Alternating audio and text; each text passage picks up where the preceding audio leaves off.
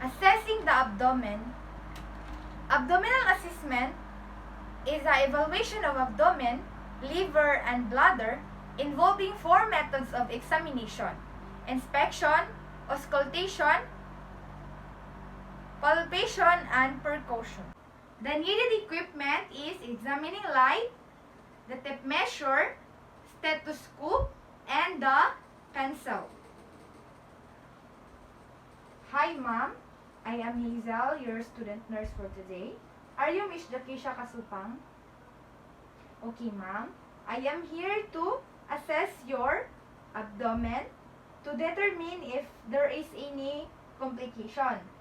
And I want your 100% cooperation to make this assessment done properly. I will inform you that in this assessment, I will going to expose your abdomen so that we can do the procedure. Okay, ma'am. Thank you. Then, perform a hand hygiene. Sanitize your hand using an alcohol to avoid cross-contamination among the client.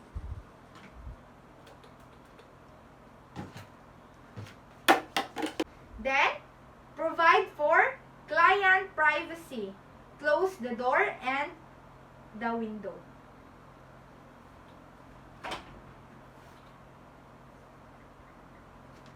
Determine the client history of the following: incidence of abdominal pain, its location, onset, sequence, and chronology, its quality, its frequency, associated and the symptoms, bowel habits, incident of constipation or diarrhea, change in appetite, food intolerance, food ingested in the last 24 hours, specific signs and symptoms, previous problems and treatment. Assist the client to a supine position with the arms are placed comfortably at the side. Place a small pillow beneath the knees and the head to reduce tensions in the abdominal muscles. Expose only the client's abdomen from the chest line to the pubic area to avoid chilling and shivering. This contains the abdominal muscles.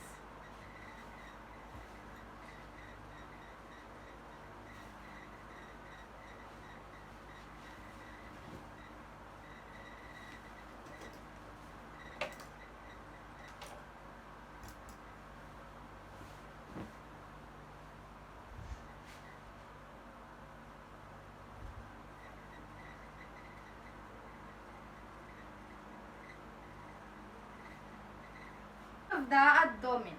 Inspect the abdomen for skin integrity. Inspect the abdomen for contour and symmetry. Observe the abdominal contour while standing at the client's side when the client is in supine. Ask the client to take breath deep and hold it.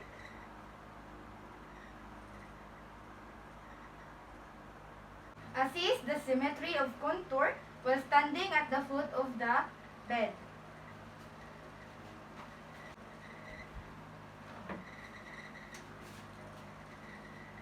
If the tension is present, measure the abdominal girth by placing a tape around the abdomen at the level of the umbilicus.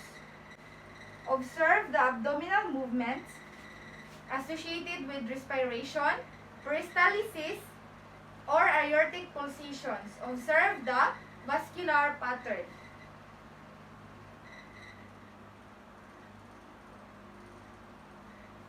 Auscultation of the abdomen.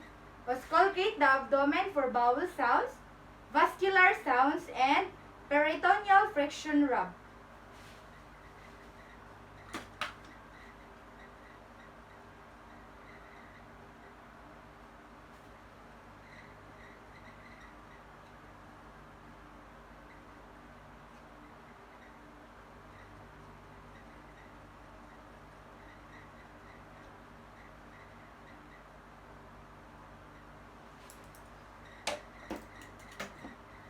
Percussion of the abdomen. Percuss several areas of the 4 quadrant. Use a systematic pattern Begin in lower left quadrant, then proceed to the lower right quadrant, the upper right quadrant, and the upper left quadrant to determine presence of tympani and dullness.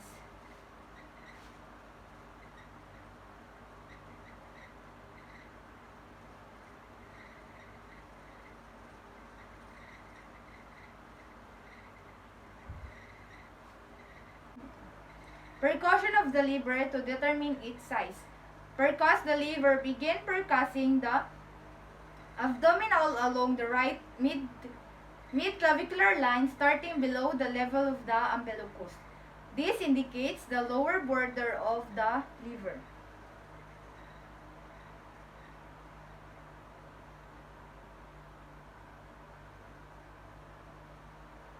Move upward until the percussion note change from tympani to dullness, usually or at or slightly below the costal margin. Mark the point of change with a Philty pen. This indicates the upper border of the liver.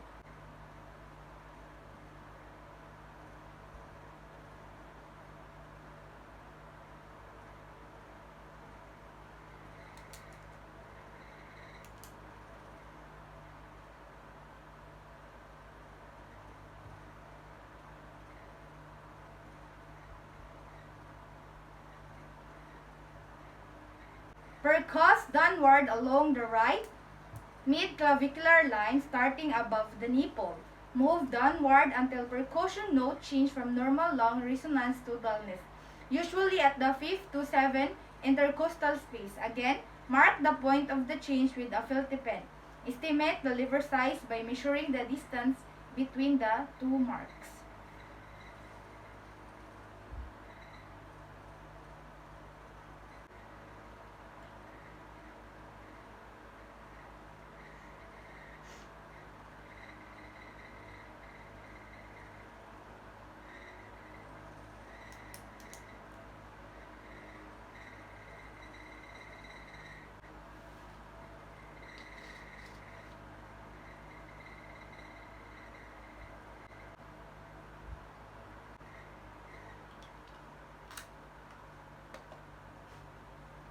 Palpation of the abdomen.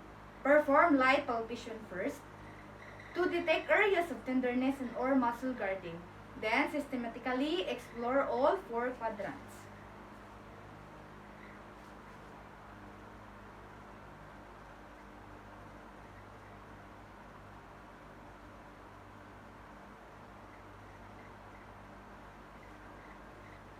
Then perform deep palpation over all 4 quadrants.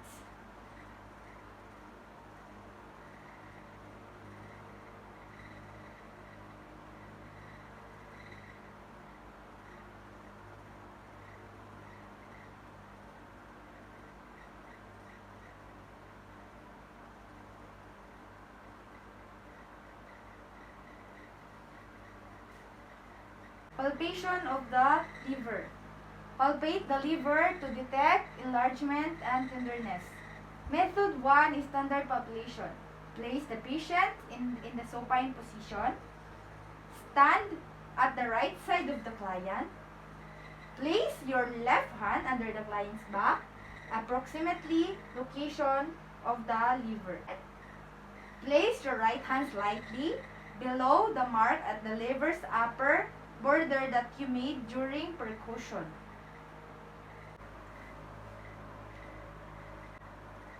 As the patient inhale deeply, gentle press in and up on the abdomen until the liver brush under your right hand. The edge should be smooth, firm, and somewhat round. Note any tenderness.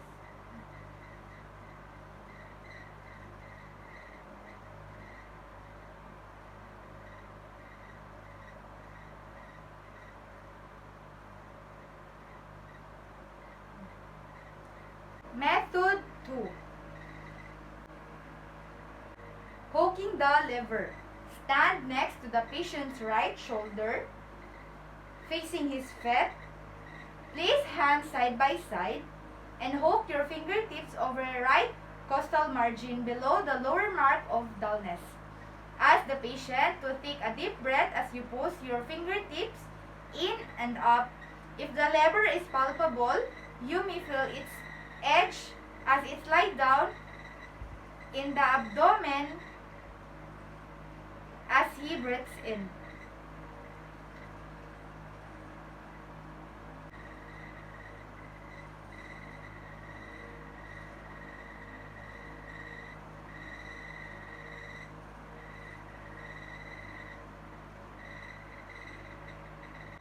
Palpation of the bladder. Palpate the area above the pubic symphysis if the client history indicates possible urinary retention. Then, document findings in the client record.